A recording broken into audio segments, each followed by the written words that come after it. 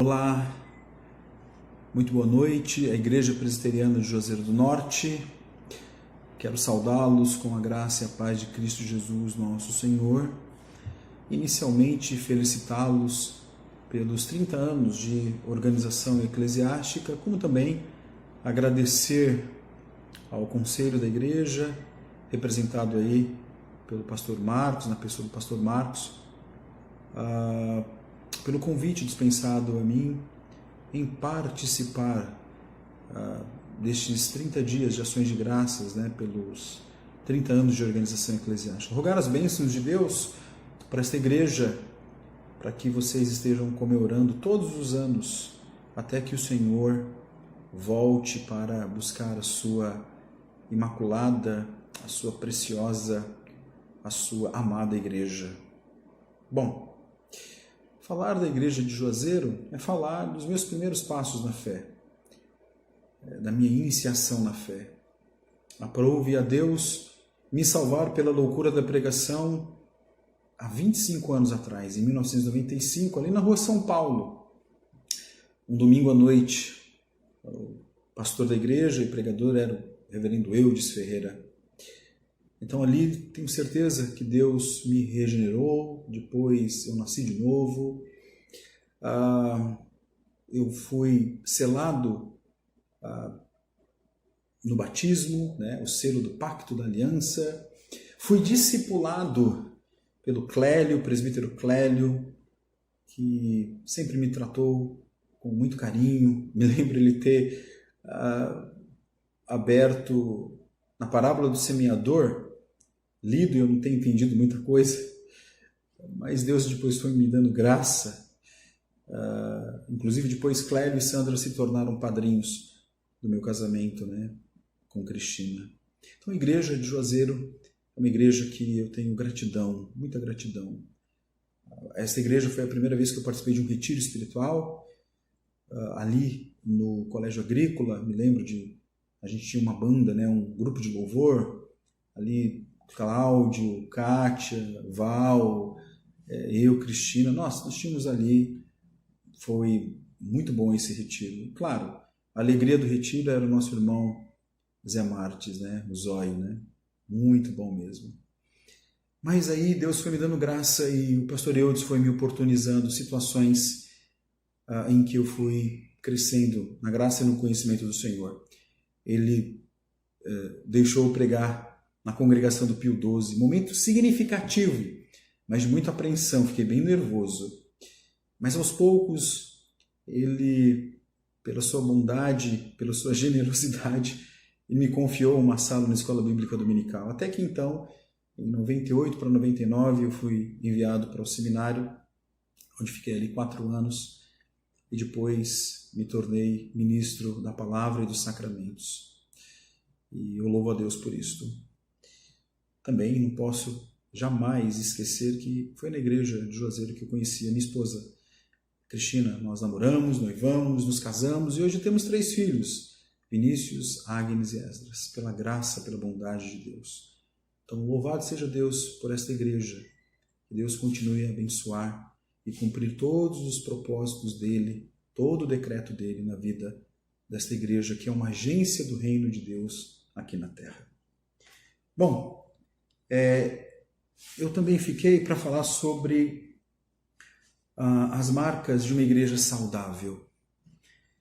E hoje a gente tem muitas literaturas, acho que talvez a mais conhecida, a mais falada, é a literatura do Mark Dever, As 9 Marcas da Igreja, uma igreja saudável. Inclusive ele tem uma coletânea, e eu indico, é claro, com algumas ressalvas.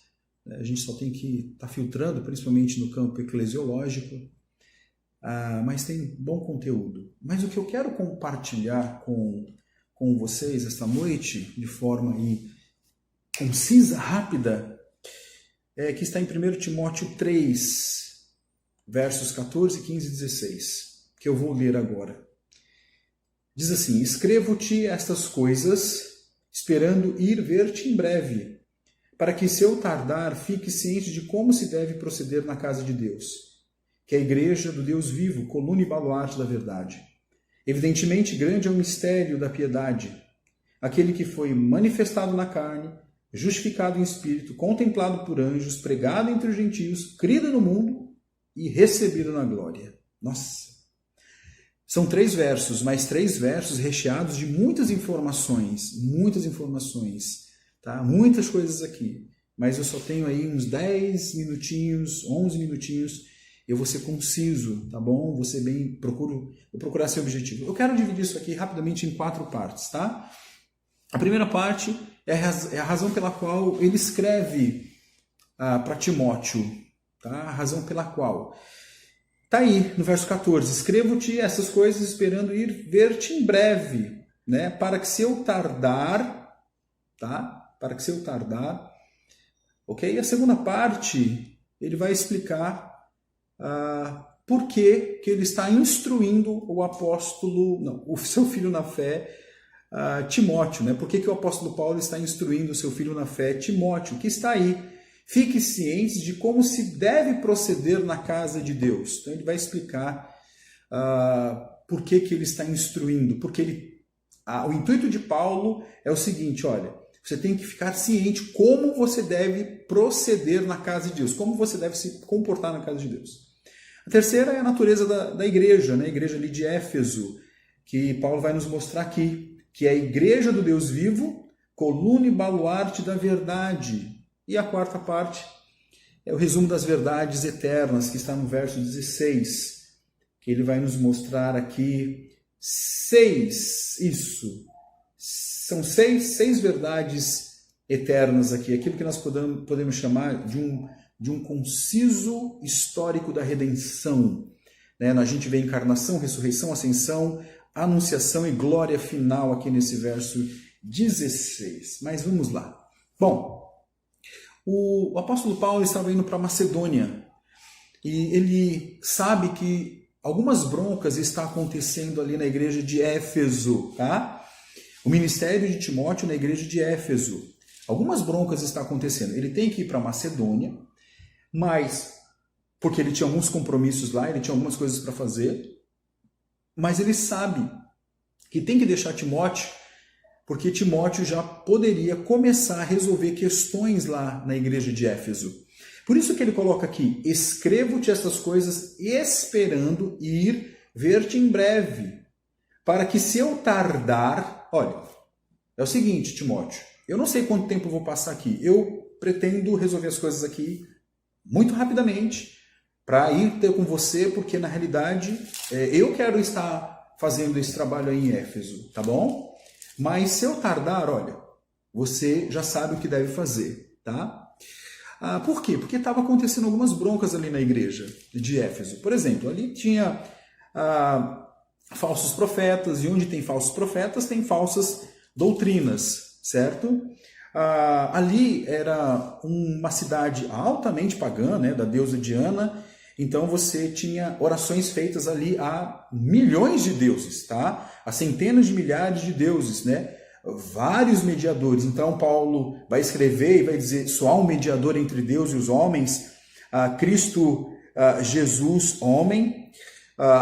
Ali também Paulo vai dizer, olha meu filho na fé Timóteo, você tem que ensinar nesta igreja como deve ser o culto público. O culto público. Como deve ser as qualificações da liderança. Tem falsos profetas aí. Também havia um problema dentro da igreja de diferenças sociais, que a gente vai ver ali no capítulo 5 e no capítulo 6. Então tinha várias broncas, tá? Para eu resumir, que eu não tenho tempo para isso. E então essa é a razão pela qual ele escreve, olha, vai resolvendo essas questões aí. A segunda parte está aí, né? Fique ciente de como se deve proceder na casa de Deus. Ou seja, ele vai explicar por que essas instruções. Olha, o procedimento na casa de Deus é diferente do procedimento aí o que acontece em Éfeso, né? O que acontece no templo da Diana, o que acontece neste mundo pagão. É um procedimento totalmente diferente. É um procedimento que não é subjetivo. É um procedimento que não nasce de uma subjetividade. Não é eu penso assim, eu acho assim, eu faço do meu jeito, eu sinto assim. Não. Deus, ele vai trazer aí parâmetros, como deve ser o nosso procedimento diante dele, diante dos nossos irmãos e também diante do culto público, né? Como é que deve ser a nossa fé? Então ele vai explicar por que estas instruções. Porque o procedimento não é de qualquer forma, o procedimento é como Deus quer e não como nós queremos. Está aí. Fique ciente de como se deve proceder na casa de Deus. A quarta parte aqui, a terceira, está na natureza da igreja. Qual é a natureza da igreja? É quando ele escreve aqui, que é a igreja do Deus vivo, coluna e baluarte da verdade. Igreja do Deus vivo. Este Deus vivo, igreja do Deus vivo, é um contraste com os deuses pagãos de Éfeso. É um contraste do Deus verdadeiro em relação aos deuses falsos ali daquela cidade, daquele paganismo, tá? Daquela bagunça, daquele sincretismo, daquela salada que parece que não é nada diferente, né, dos dias que nós estamos aqui vivendo. Então, a natureza da igreja é que nós cultuamos um Deus vivo.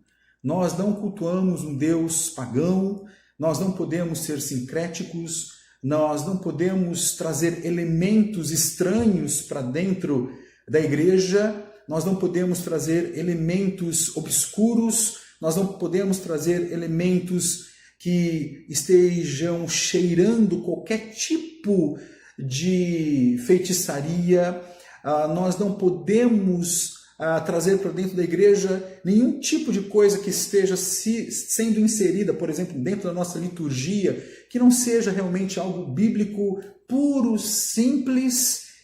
Então, a igreja, ela tem essa natureza, a natureza de ser uma igreja de Deus vivo, coluna e baluarte da verdade. Algumas pessoas, alguns estudiosos colocam aqui como sinônimos, né? Coluna e baluarte. Mas quando a gente vai ver isso aqui no original, baluarte é o alicerce, né? É o alicerce de uma construção, onde se constrói uma coluna ali firme e forte da verdade. Essa palavra verdade é a mesma palavra que está lá em João, quando Jesus diz: eu sou o caminho, a verdade e a vida, e ninguém pode ir a Deus senão por meio de Cristo Jesus. Então, a natureza da igreja é uma natureza de ser portadora da verdade, ser protetora da verdade, propagadora desta verdade. Tá? Então, esta é a natureza da igreja, né?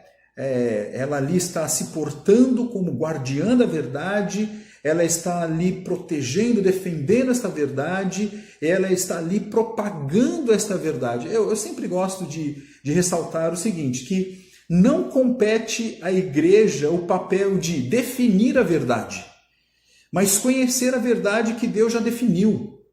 Não compete à igreja deduzir a verdade, mas acreditar na verdade que Deus já determinou. Não compete à igreja deter a verdade como o romanismo já fez durante mais de 1000 anos, e, aliás, continua fazendo, né? De deter a verdade, mas viver e exibir a verdade que Deus já difundiu. Esta é uma marca verdadeira, saudável, tá? E aí, por fim, né, a quarta parte aqui é o resumo das verdades eternas, que eu gosto de chamar do conciso histórico da redenção. Por quê? Aquele que foi manifestado na carne, ou seja, a encarnação de Cristo, tá?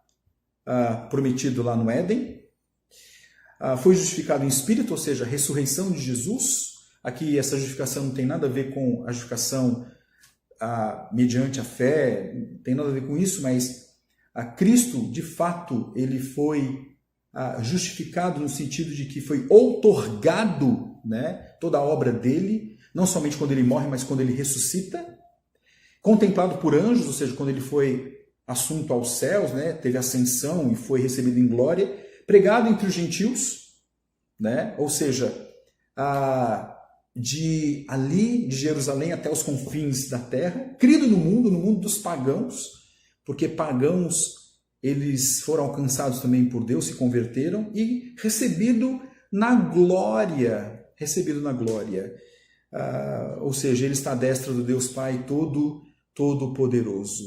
Então, olha bem, uma igreja verdadeira é uma igreja que sabe como proceder na casa de Deus.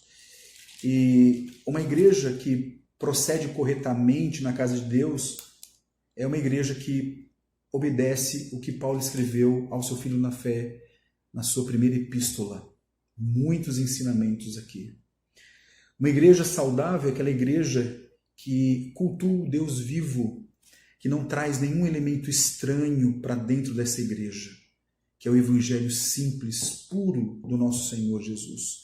Uma igreja saudável é aquela que é coluna e baluarte da verdade, é aquela que é portadora, é aquela que é protetora, é aquela que é propagadora. Ela não vem definir, deduzir, deter, mas ela vem, na realidade, ali a estar portando, protegendo e propagando esta verdade.